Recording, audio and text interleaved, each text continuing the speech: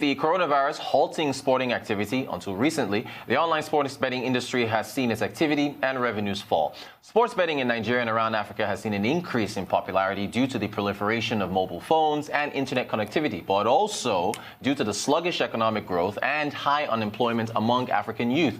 So industry players are walking a fine line between running a business and running afoul of a portion of society that frowns on gambling. Joining me to discuss this balancing act and the impact of COVID-19 on online sports betting in Nigeria is the MD of BetKing, Mr. Gossy Ukanwoke. Good morning to you, sir. Thank you for joining the show. As an industry player, how do you react to people who say sports betting is damaging to idle youth who see it as a jackpot to escape poverty and unemployment? Good morning. The first thing that I will talk about just briefly is that the general understanding is that the youths are idle. We need to also answer the question around why they are idle. But going into how sports betting relates to that, everything, whether it's entertainment, which sports betting is supposed to be for, if it's done in moderation, it's good. If it's done in an excessive way, then that's where a problem, where you have a problem. So with sports betting and in a regulated environment, there is a clear guideline around responsible gaming. So when you see situations where we're saying idle youths are over-engaging, etc., it goes both ways. For us as industry players, we have to make sure that we are passing across the right information to our users to stay within the guidelines of responsible gaming. And on the user side, also know that there is a need for moderation.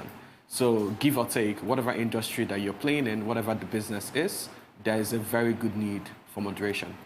Okay, so essentially you're saying that there should be an element of personal responsibility when it comes to sport betting, and you as an industry player, you shoulder some of that responsibility in informing participants, with regards to the risks involved as well. Is that right? Yeah, exactly. Yeah, so there are guidelines for that, whether it's from being up to age or staying, limiting the amount of time you're spending on the platform. So if you're spending on the platform up to a certain limit, you're notified that you need to log off. All of that. So, and if you're going beyond what you expect a user to be spending on the entertaining activity, sports betting, the users are notified or they are stopped from placing those bets. Okay, now thank you for that. The president of Uganda, he's been pretty hostile to online sports betting. Kenya recently, they raised taxes on profits. Are you worried about such hostilities, if we call it that, spreading across Africa? Oh yeah, certainly. It's a clear risk that the industry faces in Africa, as at today. And as a player, and as we're also expanding around the continent, we just launched out in Kenya. That you've mentioned, that we've also just launched out in Ethiopia. Those are realities that we have to face. However, staying within the guidelines in those countries, based on the regulation that is provided, and ensuring that we're paying the right taxes and paying the right licensing fees, you're able to tread those lines. And if the regulation in those countries ensure that there's a certain limit to exposure to people, you also stay within those guidelines. But yes, it's a reality that we face, and it's not just even in sports betting; it goes across multiple industries. All right, now I think I want us to pull up some revenues from different countries. I think top 5 African countries. I think between January and October, I think Egypt led the way in terms of revenue, followed by Nigeria, then Algeria, South Africa, and Kenya. Now, much of that revenues from gaming with respect to sports betting comes from specifically football. I want to ask you, how do you diversify online betting away from sports, or specifically football? Your industry is so reliant on it that with this COVID-19 pandemic, it's negatively impacted on your revenue. So is that something you're looking at, to where you possibly bet on GDP outcomes for countries or outcomes of elections or things like that away from sports? Yeah, certainly. Due to the contribution that sports has on the industry and what the industry has as a contribution to GDP, which is quite significant. COVID-19 took us through a very long process of learning, where we could see in real time, in practicality, the impact of the heavy reliance on football. So what we have done as a business, as an example, is to invest in other sports, invest in our virtual products. Within this COVID-19 period, we launched out our virtual Italian league as an example. So and there's esports. We launched out a bunch of esports games for people to play, and other products that are not reliant on football. All right.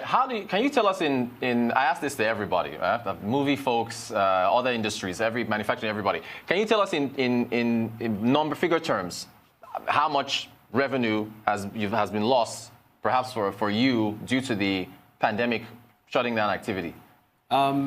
Because football represented about 80% of the entire sector, and most of the activity in the sector also took place in person in shops around the country, in the agent shops around the country. So with the football stopping and the agent shops getting closed during the lockdown, give or take about 9% of most businesses' revenue was lost. Oh, wow.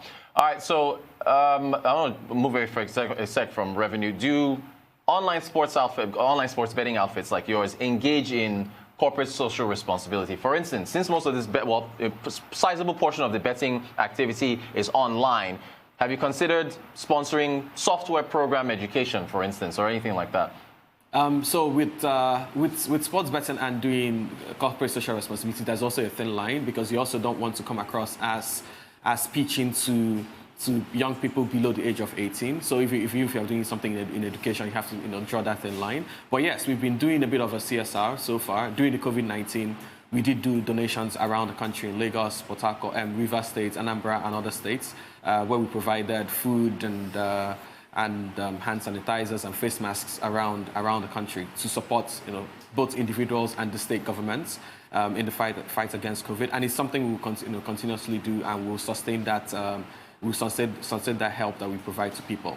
And again, even within our own agent network, we also realized that many of them had shut down their shops for a while, so we also put in a bit of money in the agent network to get them restarted. So yes, certainly, there's also a contribution to the National Lotteries Trust Fund, which is a social good fund that invests in healthcare, education, and the rest.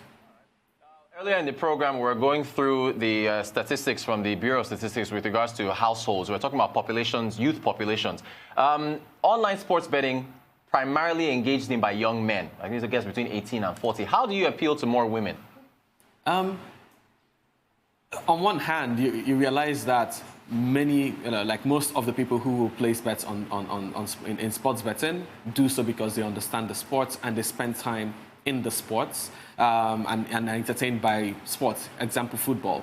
So by providing products that women watch and women get engaged with, you are able to also have them engage in sports betting as it relates to those products, because sports betting works with your understanding of the sports that you're putting your backing in a sense. So the first one is to ensure that we have more products that women watch and engage in, and make it available on our platform, and of course reach out to the population of women who are interested in backing this entertainment that they are involved in.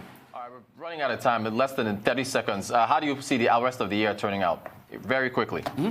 So the year is beginning to look decently well again. Now that sports is back and a few of the leagues around the world are coming back, and the lockdown has been released a bit, things will start to gradually return back to normal. So it's starting to look good again. All right. Gossy Ukanwoke, MD of BetKing, thank you so much for joining us. We appreciate your insights and illustrating and giving us some understanding of how sports betting works and is navigating the challenging economy. Thank you so much for coming through. Yeah, thank you.